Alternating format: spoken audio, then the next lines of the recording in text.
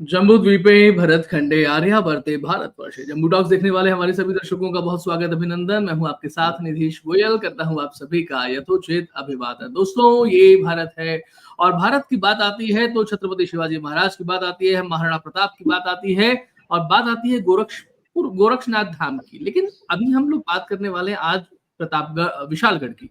विशालगढ़ किले जिसका अपना सिग्निफिकेंस है और जहां पर आजकल आप देखेंगे ट्विटर ट्रेंड्स वगैरह में भी एक ट्रेंड चल रहा है कि जिस तरीके से बाबरी का ध्वंस किया गया उसी तरीके से वहां एक जामा मस्जिद का ध्वंस किया जा रहा है। क्या एक्चुअली ऐसा है? और अगर भारत में ऐसा है और भारत में ऐसा नहीं होगा तो कहाँ होगा? Let's talk about this. जरा इसके बारे में चर्चा कर लेते हैं। हमारे साथ में दो हिंदू योद्धा इस समय जुड़े हुए हैं। श्रीमान दीपक देसाई जी, आप कोल्हापुर से ही हैं तो आपको बहुत डिटेल में इसके बारे में मालूम है। दीपक जी, बहुत स्वागत है आपका। नमस्कार, कैसे हैं आप? नमस्कार। नमस्कार। और कमलेश कटारिया जी हमारे साथ में जुड़े हुए हैं। कमलेश जी संभाजी नगर से हैं और बहुत ही खूब आप काम करते हैं, एकदम अंदर घुस करके डीपली आपका काम रहता है और आप माथे पर तिलक देख करके आप समझ ही रहे होंगे कि हमारे हिंदू योद्धा किस संकल्प के साथ में काम करें। कमलेश जी, आपका भी बहुत स्वागत, प्रणाम, राम राम। जय श्री राम। तो सीधा मुद्दे पर आते हैं। दीपक जी, मैं पहले आपसे बात करता हूँ बिकॉज आप कोल्हापुर से वहीं से हैं। ये क्या हुआ है, द इंसिडेंट क्या है और हमारे पक्ष की बात क्या है? थोड़ा सा दर्शकों के साथ में आप शेयर कीजिए प्लीज। जय श्री राम। जय श्री राम जी, बोलिए। आवाज नहीं आ रही अभी जी, आपकी आवाज सवाल नहीं आपकी आवाज मिल रही है दीपक जी, आपकी आवाज मिल रही है। You please speak out. हाँ, बोलिए। आपका सवाल नहीं आया यहाँ तक। जी, मैं आपसे पूछ रहा हूँ कि अभी जो इंसिडेंट हुआ है, चलिए कमलेश जी से मैं पहले बात कर लेता हूँ इसके बारे में, उसके बाद में दीपक जी से बात करता हूँ। कमलेश जी, आपको भी इसके बारे में पूरा एक जानकारी बहुत अच्छे से है कि क्या इंसिडेंट हुआ और क्या हमारे पक्ष की बात है जो हमें हमारे लोगों को ऑथेंटिक मालूम होनी चाहिए। It's not about news only. Please Kamlesh ji. जी, पिछले काफी समय से महाराष्ट्र के सभी शिव भक्त हिंदुत्व निष्ठों की ये कोशिश रही है कि विशालगढ़ पर जो अनधिकृत मजार बनाई गई है, साथ ही साथ कुछ धर्मांधों के घर वहां पर है। विशालगढ़ छत्रपति श्री शिवाजी महाराज के पराक्रम का प्रतीक है। विशालगढ़ पर जाने के लिए बाजी प्रभु देशपांडे ने अपने प्राण त्यागे हैं। इतना सारा दिव्य वैभवशाली इतिहास होने के बाद भी उस विशालगढ़ पर जो छत्रपति श्री शिवाजी महाराज के हर एक शिव भक्त के लिए आस्था का प्रतीक है, वहां पर एक मजार अनधिकृत तरीके से तैयार की गई थी। पिछले कई वर्षों से हिंदुत्व निष्ठों द्वारा उस मजार को हटाने की मांग हो रही है। जिस तरीके से प्रतापगढ़ पर भी अफजल खान का जो मजार थी अनधिकृत तरीके से और आसपास जो अतिक्रमण हो रहा था हटाया गया, उसी तरीके से विशालगढ़ का भी अतिक्रमण हटाया जाए, इस मांग को लेकर काफी समय से हिंदुत्व निष्ठ कोशिश कर रहे थे। और इसी को लेकर पिछले 2-3 महीने से आंदोलन शुरू हुए। 14 तारीख डेडलाइन दी गई थी सरकार को हिंदुत्व निष्ठ कार्यकर्ताओं की तरफ से कि 14 जुलाई को हम सारे बड़ी संख्या में वहां पे आएंगे और विशालगढ़ को सरकार से डिमांड की गई थी कि विशालगढ़ का अनधिकृत अतिक्रमण हटाया जाए। पर कार्रवाई न होने के कारण कल बड़ी संख्या में वहां पे हिंदुत्व निष्ठ जमा हुए, अपनी मांगे सरकार तक पहुंचाने की कोशिश कर रहे थे। तभी कुछ 10 लोग का डेलीगेशन जब ऊपर विशालगढ़ की तरफ गया, वहां पर धर्मांध लोगों ने इस डेलीगेशन पर उस परिक्षेत्र के तहसीलदार पर हमला किया, जिसके कारण जो नीचे हिंदुत्व निष्ठों का मॉब था वो आक्रामक हुआ और परिस्थिति हाथ से निकली। ठीक है, आपने जो बोला कि हिंदुत्व निष्ठ लोग जो वहां पर जा रहे थे, तो अगर क्या ये किसी संगठन के तहत जा रहे थे या किसी योजना के तहत जा रहे थे और क्या हर साल जाते हैं, ऐसा कुछ है? दीपक जी,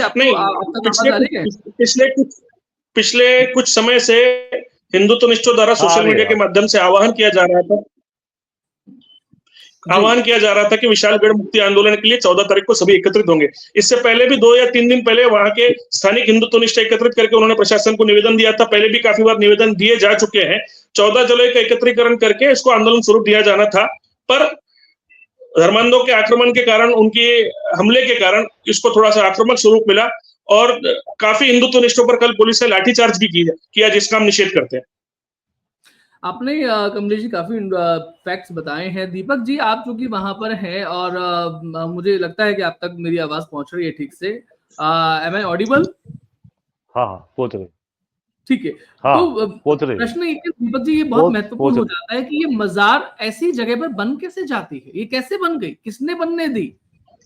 क्या प्रशासन नींद में था या हम लोग उसको देख नहीं थे या किसी का अपीजमेंट तुष्टिकरण था? ये कैसे बन गई जो तोड़नी पड़ रही है और क्यों? मैं आपकी जानकारी के लिए कुछ पार्श्वभूमि आपको समझाना चाहता हूँ, बताना चाहता प्लीज। हूँ। ये जो मजार है, ये आज की नहीं है, ये पुरानी मजार है, लेकिन उसका साइज जो था, वो बहुत छोटा था। अभी वहाँ पर जो छत्रपति शिवाजी महाराज का इतिहास है, उसके मावलों का भी इतिहास है, बाजी प्रभु देशपांडे हो या शिवा काशिद हो, छत्रपति संभाजी महाराज का वहाँ पे वास्तव्य हुआ है। वो इतिहास पूरा मिटाने का काम अभी वो धर्मांधों के तरफ से हो रहा था। पहली बात क्या है, वहाँ पे मजार मजार का दरगाह हो गया। दरगाह के आजू बाजू 150 से ज्यादा ऊपर मकान बने हुए हैं और वो मकान किले पर बनाकर वहां पर जो पशु हत्या होती है और बलि की प्रथा है, वहां पर जाकर काटते हैं और वहां पर अभी एक जो वहां पर उरुस उरुस करके होता है, उस टाइम इतने जानवर काटे जाते हैं वहां पर। और वो स्थान जो है छत्रपति शिवाजी महाराज का, वहां पर मंदिर है, महादेव महादेव का मंदिर भी है, महादेव जी का मंदिर है, उसकी तरफ कोई देखता नहीं, लेकिन वहां पे मजार का दरगाह हो चुका है। वो हटाने की मांग हिंदुत्वनिष्ठ संगठनाएं पिछले 10 साल से कर रही थी। ये आज का मामला नहीं है, पूरे 10-12 साल से ये चल रहा है। ये 150 से ज्यादा अतिक्रमण जो मकान हुए, उस मकान में क्या चलता है, तो उस मकान में मुर्गा मुर्गे का गोश्त, बकरे का गोश्त पकाकर वहां पे पार्टियां चलती है। और ये जो बंद करने के लिए आंदोलन छेड़ा गया था, उसको दबाने के लिए प्रशासन ने जब कांग्रेस की सरकार थी, उसने ध्यान नहीं दिया। अभी हम सोचते हैं कि चलो अभी हिंदुत्ववादी सरकार आई है तो उसके पीछे आंदोलन करके, मांगनी करके, निवेदन देके हो जाएगा, लेकिन वहां भी नहीं हो रहा था। अभी जी 14 तारीख का जो ऐतिहासिक महत्व जुले, ये तारीख जब तब जो युद्ध हुआ था, बाजू प्रभु देशपांडे जो सिर्फ 300 मावलों के साथ लड़े थे, उसका जो बलिदान दिन है वो 14 तारीख है। और उसका ऐतिहासिक महत्व है, इसलिए 14 तारीख को सभी हिंदुत्ववादी संगठन, हिंदुत्वनिष्ठ कार्यकर्ता जी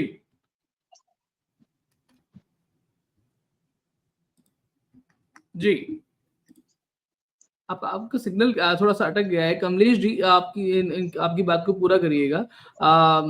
ये जो बात बता रहे थे इसका ऐतिहासिक महत्व है, इसको पूरा कर लेते हैं कमलेश जी। पहले पहले समय मतलब पिछले 150 साल पहले छत्रपति श्री शिवाजी महाराज का कार्यकाल 350 साल पुराना है। दीपक जी आ गए। दीपक जी, तुम्ही तुमचा विषय पूर्ण करा। जी अभी जो परसों घटना घटी है, उसके पीछे भी ये जो शिष्टमंडल मंडल गया था, वहां पे प्रांत अधिकारी और जो तहसीलदार थे, उनके साथ बातचीत होकर वहां पे दरगाह के पास जो अतिक्रमण है बड़ा, वहां पे देखने के लिए हिंदुत्वनिष्ठ संगठन के प्रमुख एक 10 कार्यकर्ता ऊपर गए थे। उस कार्यकर्ता पर 10 कार्यकर्ताओं पर मुस्लिम जो वहां पे रहते हैं उस अतिक्रमण के जगह पर, वो हथियार लेकर, उसको कोयता लेकर, तलवार लेकर, कुराड लेकर, ऐसा लेकर वो हल्ला किया था, सशस्त्र हल्ला किया पहले, और उसके बाद ये घटना घटी है। और समाज माध्यम जो है, न्यूज चैनल पर सिर्फ एक बाजू दिखा रहे हैं, दूसरी बाजू दिखाने का काम नहीं कर रहे हैं। जब पहला वार उन्होंने किया, उसके उसका जो परिणाम था, वो बाद में रास्ते पर दिखाई दिया। और जो न्यूज पर दिखा रहे दरगाह फोड़ दिया, मस्जिद फोड़ दिए, वो अलग बात है। वो विशालगढ़ की नहीं, विशालगढ़ के नीचे अलग एक गांव है, वह उस गांव में जो हुआ वो अलग बात है, और वो गढ़ जो विशालगढ़ है वो अलग बात है। इसलिए पहला अटैक वो मुस्लिम साइड से हुआ, उसका कोई कारण नहीं था। वहां पे एक 10 लोगों की टीम गई थी देखने के लिए क्या क्या कितना अतिक्रमण हुआ है। और उसके बाद जब उनका अटैक हुआ और वो किले के नीचे आई टीम, और उस जो वहां पे हिंदुत्वनिष्ठ जमा थे उन्होंने देखा, उसके बाद वो ये उद्रेक हुआ है। ये इसके पीछे इस्लामी ताकत ही है। उनको क्या जरूरत थी सशस्त्र हमला करने की, वो उनको जवाब दिया गया है, बाकी कुछ नहीं है उसमें। ठीक है, आपने कहा कि इस्लामिक ताकतें थी जिनको जवाब दिया गया है। कमलेश जी, मैंने सुना कि छत्रपति शिवाजी महाराज के वंशज भी वहां पर थे और वो भी वहां पर गए और उन्होंने भी इसकी मांग उठाई। जी हाँ, जब हिंदुत्वनिष्ठ वहां थे उसके बाद कोल्हापुर गादी के जो संभाजी राजे हैं, छत्रपति संभाजी महाराज, वो भी वहां पहुंचे। उनकी स्वराज नाम की जो संगठन है, उस संगठन के माध्यम से भी इस विशालगढ़ के अतिक्रमण हटाने की मांग की गई थी। उनके भी कार्यकर्ता वहां पे मौजूद थे, उन्होंने भी आंदोलन में सक्रिय सहभाग लिया। मैं और एक चीज की तरफ आपका ध्यान लेके जाना चाहूंगा निदेश जी। आज सुबह से प्रशासन ने वहां का अतिक्रमण हटाने की शुरुआत कर दी है। अब तक करीब करीब 40 घर वहां पे तोड़े जा चुके हैं। पर हम सभी हिंदुत्वनिष्ठों की दिक्कत ये है कि आज इतना सब होने के बाद आप इस चीज पे काम कर रहे हो। पिछले 10 सालों से अलग अलग समय पे अलग अलग तरीके से सब चीजों की मांग की गई, तभी किया जा चुका होता। तो आज जो नौबत हिंदुत्वनिष्ठों पे आई, आज जो 400-450 कार्यकर्ताओं के ऊपर एफआईआर हुई है, आज जो तकलीफ से सारा महाराष्ट्र प्रशासन जूझ रहा है, वो नहीं होती। समय रहते प्रशासन की आंखें अगर खुल गई होती और हिंदुत्वनिष्ठों की आस्था और चेतना के प्रतीक इस किले पर, जहां पर छत्रपति श्री शिवाजी महाराज के मावलों ने अपना खून गिराया, वहां पर बकरे मुर्गियों की बलि देकर खून गिराकर उसको अपवित्र किया जा रहा था, इस भावना को अगर प्रशासन समय रहते ध्यान रख लेता तो ये दिक्कत नहीं आती।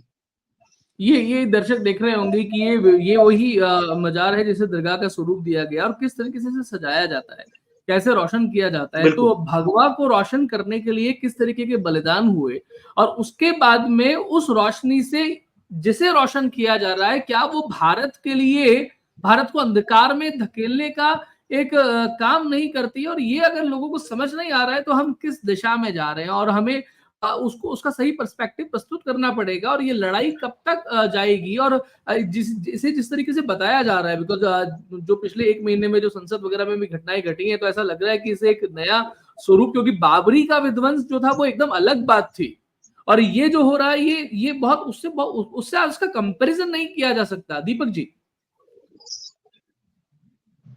एक बात मैं आपको आपके माध्यम से इस सरकार को बताना चाहता हूं। आज जब छत्रपति संभाजी राजे, यहाँ के जो छत्रपति के वंशज है, शाहू महाराज के वंशज है, वो उन्होंने इसमें भाग लिया हुआ है। जिंदगी में पहली बार हिंदुत्व का काम को वो कर रहे हैं, अभी जिंदगी में पहली बार वो कर रहे हैं। लेकिन हमारे यहाँ बीजेपी जो खुद को हिंदुत्ववादी पार्टी कहती है, शिवसेना जो हिंदुत्ववादी पार्टी कहती है, उसमें से एक भी नेता आगे आकर बात नहीं कर रहा है, अपनी भूमिका नहीं बता रहा है। ये बहुत ही निंदनीय है।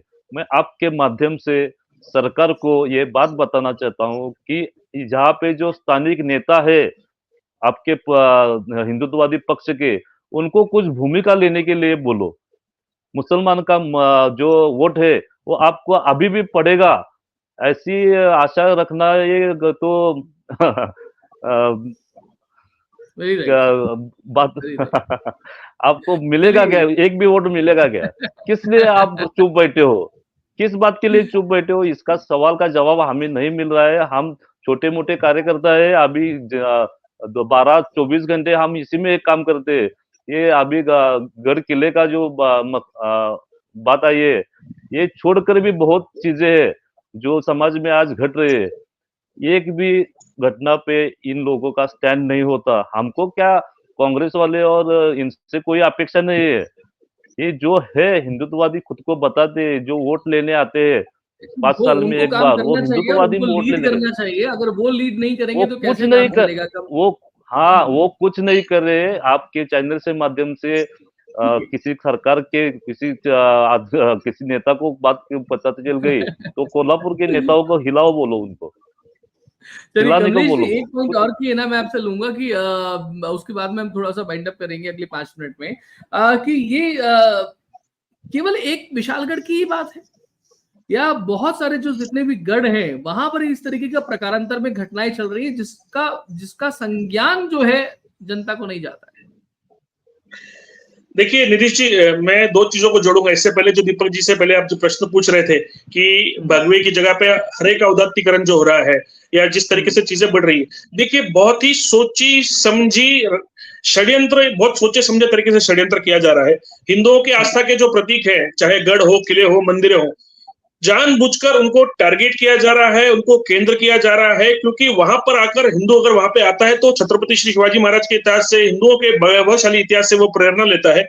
ऐसी चीजों का महत्व कम करने की कोशिश सोचे समझे षड्यंत्र के द्वारा की जा रही है, जिस पर हिंदू समाज आज उतनी अहम भूमिका नहीं ले पा रहा, उतने सीरियसनेस से उसको देख नहीं पा रहा। हम सभी हिंदुत्वनिष्ठों का, हिंदुत्ववादी संगठनों का भविष्य में एक प्रमुख कार्य होना चाहिए कि जो सबसे पहले तो जहां अतिक्रमण है वो हटाने चाहिए और नया अतिक्रमण भविष्य में ना खड़ा रहे, क्योंकि एक छोटे से पत्थर से शुरुआत होकर जिस पत्थर को सफेद कलर मारा जाता है और धीरे देखते देखते देखते कुछ सालों में वहां पे मजार और मस्जिदें खड़ी हो जाती है, तो ये बहुत सोचा समझे तरीके से हो रहा है। इसको समय रहते रोकना चाहिए और उसको सिर्फ हिंदुत्वनिष्ठों का काम नहीं, प्रशासन से भी उतना ही। जैसे भैया ने बताया कि भारतीय जनता पक्ष को लेकर क्या है, भारतीय जनता पक्ष की भूमिका में सबसे बड़ी दो महत्वपूर्ण दिक्कत है।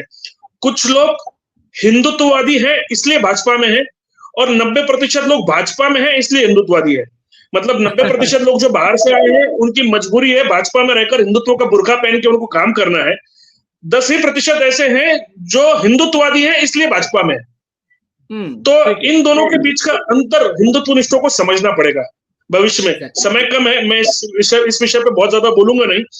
बस भविष्य में जिस तरीके से विशालगढ़, आज हम सबका दायित्व यह है सोशल मीडिया के माध्यम से विशालगढ़ के आंदोलन में जिन भी हिंदुत्वनिष्ठों ने सब, आप दीजिए एक छोटा सा पॉइंट और दीजिए आप लोगों में से जो भी आप इसके बारे में कहना चाहे कि क्या केवल विशालगढ़ है, क्या केवल विशालगढ़ है या इसके अलावा और भी ऐसे गढ़ हैं जहाँ पर ये चीजें चल रही है?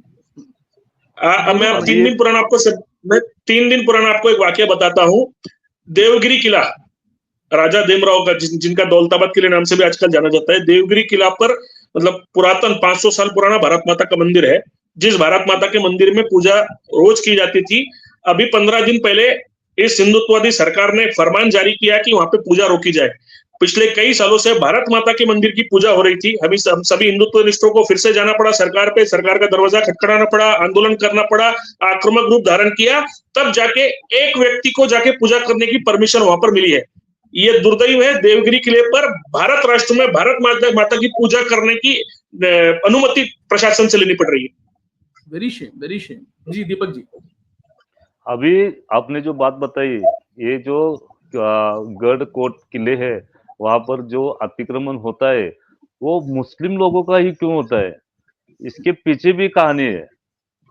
इसके पीछे क्या कहानी है? तो छत्रपति शिवाजी महाराज जो मुगलों से लड़ते लड़ते स्वराज्य का स्थापन किया, जिंदगी पूरी मुगलों से लड़ते लड़ते खत्म हो गई उनकी, लेकिन स्वराज्य का स्थापन हो गया, वो बात अभी तक इन मुगलों ने भूली नहीं है। और ये जो मुसलमान लोग हैं वो वहां पे अपना अस्तित्व दिखाना चाहते हैं, अभी भी अस्तित्व दिखाना चाहते हैं, क्योंकि अभी बीच के कुछ सालों में छत्रपति शिवाजी महाराज किस तरह से मुसलमानों के करीब थे, मुसलमान लोग छत्रपति शिवाजी महाराज जी के सैन्य में थे, ऐसी अफवाहें फैलाई जा रही थी। और छत्रपति शिवाजी महाराज जी का इस्लामीकरण करने का प्रयत्न वो भी हो चुका है। इनको छत्रपति शिवाजी महाराज जो है वो हजम नहीं होते कभी। ये जो छत्रपति शिवाजी महाराज नहीं होते तो आज क्या हालत होती ये सबको मालूम है। छत्रपति शिवाजी महाराज के बारे में उनके दिल में और दिमाग में इतनी नफरत है कि वो उनको ही इस्लामीकरण करके, नहीं आपने जो बात बोली है हम लोग अपनी पुस्तकों किला वगैरह वो सब कुछ हजम करना चाहते हैं। ये पहली बात क्या है? अभी सबकी जी जी दीपक जी प्लीज कंप्लीट। छत्रपति दीपक ने तो शिवाजी बोला महाराज ये ऐसा रसायन था कि 1000 साल जो राज्याभिषेक हुआ छत्रपति शिवाजी महाराज का, वो बहुत साल बाद हुआ था। एक 700-800 साल बाद देश में इस्लामिक सत्ता आने के बाद छत्रपति शिवाजी महाराज पहला राजा, अभिषिक्त राजा थे। इसीलिए उनके बाद जो घटनाएं घटी और इस्लामिक जो कट्टरतावादी थे वो भाग गए, महाराष्ट्र से गए, फिर हिंदुस्तान से बाजू हो गए, और फिर ये छत्रपति शिवाजी महाराज का इतिहास जो है वो गढ़कोट किले से ही शुरुआत होता है। इसीलिए उनका अटैक जो होता है वो गढ़कोट पर ही होता है। इसलिए अभी हमने हिंदुत्ववादी संगठन जो काम कर रहे हैं वो गढ़कोट के लिए अच्छा काम कर रहे हैं, लेकिन प्रशासन से हमें बहुत उम्मीदें थी कि ये काम जल्दी से जल्दी होना चाहिए। 15-15 साल तक प्रशासन ये से नहीं होगा दीपक जी, हम लोग इस पॉइंट को आंदोलन यहाँ पर चलता है। ब्रेक करेंगे कि प्रशासन से ये नहीं होगा और ये काम जो है वो केवल हिंदुत्व निष्ठों का है, धर्म योद्धाओं का है, वही करेंगे। हमें राजनीतिक, बिकॉज भारत में अगर हम कहें कि धर्म का शासन चल रहा है, भारत में हिंदुत्व का शासन चल रहा है, तो चलता हुआ दिखना अलग बात है और चलना अलग बात है, और ये तो आप लोगों ने खुद ही कह दिया है, तो वो बड़ी महत्वपूर्ण है। और छत्रपति शिवाजी महाराज का राज्याभिषेक बहुत बड़ी घटना थी, न केवल भारत के लिए बल्कि विश्व भर के लिए। और उनको तो समस्या होगी शिवाजी महाराज से, क्योंकि दक्कन का द्वार जिसने नहीं खोलने दिया वो छत्रपति शिवाजी महाराज थे। उनका पराक्रम था, उनका बाहुबल था, उनकी रणनीति थी। तो ये बहुत महत्वपूर्ण है। इसलिए वो किले जो हैं उनकी आंखों में खूनी तलवार की तरीके से चुभते होंगे, और इसलिए उन किलों की ईंटें उखाड़ना, उसका पत्थर उखाड़ना, वहां पर कुछ गलत अनाप शनाप काम करना। जी कमलेश जी, आपके लास्ट पॉइंट्स। जी आप कुछ कहना चाह रहे हैं? मैं बस इतना ही कहना चाहूंगा कि प्रशासन से जितना सहकार्य मिलना अपेक्षित था वो नहीं मिला। आज निदेश जी, मैं आपका बहुत बहुत अभिनंदन करता हूं कि आपके माध्यम से सच लोगों तक पहुंचाने की कोशिश की जा रही है, और सभी सोशल मीडिया प्लेटफॉर्म जो हिंदुत्व के लिए काम करते हैं, मैं उनसे इस वीडियो के माध्यम से यही आह्वान करूंगा कि विशालगढ़ की जो घटना है, आज समय ऐसा है कि वहां पर जो हिंदुत्व निष्ठों पर अन्याय हो रहा है उनके साथ खड़े रहना महाराष्ट्र के हर हिंदू का, देश के हर हिंदू का, जो छत्रपति श्री शिवाजी महाराज को अपनी प्रेरणा मानते हैं, जो महाराणा प्रताप को अपनी प्रेरणा मानते हैं, जो भगवे ध्वज को अपनी प्रेरणा मानते हैं। आज हम सबका दायित्व है कि उस क्षेत्र में जो 400-450 हिंदुत्व निष्ठों पर एफआईआर हुई है उसके विरोध में हम सब लोग खड़े रहें और इस विषय को ज्यादा से ज्यादा प्रशासन तक पहुंचाए, ताकि प्रशासन उन एफआईआर किए हुए सभी पर नरमाई बरते और अपने गुने पीछे लेकर उन सबको निजात दे। जी दीपक जी, आपकी क्लोजिंग कमेंट्स प्लीज। आप कुछ कह रहे हैं? जी दीपक जी। अभी जो घटना हुई है उसके बाद पुलिस प्रशासन इतना ऐसा काम कर रहा है जो बहुत ही निंदनीय है। अभी जो पकड़े हुए जो शिवभक्त है, जो गढ़कोट प्रेमी है, उनके ऊपर जो धाराएं लगी हुई है वो बहुत ही अभी एक धारा में क्या लिखा है कि खून करने का प्रयत्न 307 लगाया हुआ है। एक धारा में उसमें रॉबरी की केसेस डाली हुई है। अभी शिव भक्तों पर ऐसी केसेस डालोगे तो ये कैसा हिंदुत्ववादी सरकार है? ये सवाल मेरा है पहला। और ये ऐसा मत कीजिए, जो जिसने किया है जो, और इसमें भी एक बात है कि जो वहां पर हाजिर था, वो जो गया था, उन सबको पकड़ रहे, जिसने किया है उसको ही नहीं, जो गया है उसको भी पकड़ कर लेकर जाए। उसने किया है कुछ नहीं किया है, उसका कोई जानकारी नहीं, बिना जानकारी के उसको पकड़ कर डाल रहे हैं अंदर। ये बहुत ही निषेधार्ह घटना है। इसका हम बहुत ही विरोध कर रहे हैं यहाँ पे संगठन मिलकर। और हमारे जो मुख्यमंत्री जी है शिंदे साहब, उनको भी हमारा कहना है कि ये आप पहले जानकारी लो किसने किया है, किसने। जी थोड़ी अब आपकी आवाज ब्रेक हो रही है दीपक जी। मैं हमारे जो मुख्यमंत्री है उनके लिए एक दीपक जी, मैं कि यहाँ पर जो पॉइंट आ रहा है, जो बात दीपक जी ने बोली है, जो बात कमलेश जी ने बोली है, जो हम लोगों को समझनी चाहिए कि ये कहानी नहीं है, ये किस्सा नहीं है, ये गाथा है। इस महान गाथा को हम सब नहीं समझेंगे तो फिर कौन समझेगा? इसलिए हम सब की महती जिम्मेदारी बन जाती है, हमारा दायित्व बन जाता है। ये भारत हमारा है, जिस तरह से स्वामी रामतीर्थ कहते थे कि मैं चलता हूं तो पूरा भारत मेरे साथ चलता है। इसलिए उस भगवे ध्वज को लेकर के आपको चलना पड़ेगा। धर्मनिष्ठ आप हैं, आप हिंदुत्वनिष्ठ हैं, आप उसके लिए काम करना चाहते हैं, आप अपने परिवार को उसके साथ में आगे लेकर के जाना चाहते हैं। इसलिए इस भारत में जो भी कीलें निकली हुई है धरती से बाहर, उनको समतल करने की जिम्मेदारी किसकी है? ये तो मैं नहीं कह रहा, ये पंडित अटल बिहारी वाजपेयी जी ने कहा था 90 के दशक में। अब जिम्मेदारी किसकी है? उससे प्रेरणा लेकर के हम सब उस जिम्मेदारी को निभाएं। अभी के लिए इतना ही। अपना कंट्रीब्यूशन जहां जहां जैसे जैसे दे सकते हैं, इन योद्धाओं को अवश्य दीजिएगा। प्रणाम करता हूं। जय श्री राम, हर हर महादेव। जय श्री राम, हर हर महादेव। सभी को बहुत धन्यवाद। दीपक जी बहुत धन्यवाद, कमलेश जी बहुत धन्यवाद। प्रणाम। जय श्री राम। जय श्री